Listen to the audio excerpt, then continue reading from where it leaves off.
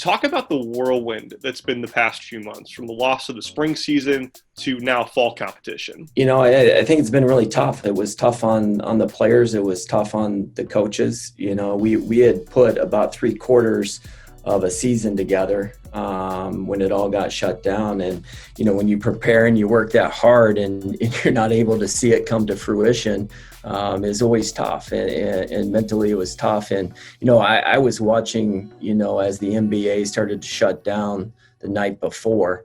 And we had a match the next day at the USDA National Campus in Florida against Georgetown.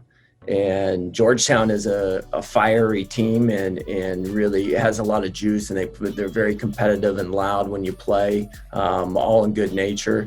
And when we walked out there, I was curious if we were even going to be able to play the match. And we got out there, and it was one of the strangest environments that I've ever competed in. It was very docile. All guys were quiet.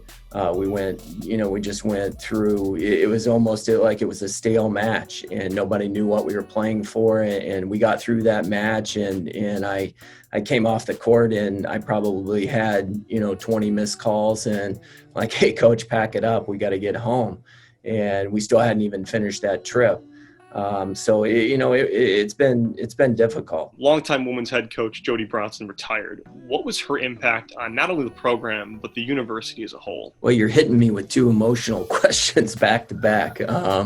And Jody, the thing that I'll say about Jody is I've been here 17 years, and I've never worked more closely with a coach by my side as I did with Jody. I mean, she was a great ambassador for this university, and her players that have played for her, and her motherly nature and how she went about business is just incredible. And so we owe a lot to her. I personally do, on a personal level, feel like she gave me a lot, and I couldn't have worked side by side with someone for 17 years that I cared more about and wanted to see her have success. And I know she felt the exact same way. Without any fall competition, what will your focus be with the teams until you can return to play? I think that we'll have to, and I was trying to do the math in my head, if you try to put a number on the amount of sets that these guys get in competition play throughout the fall,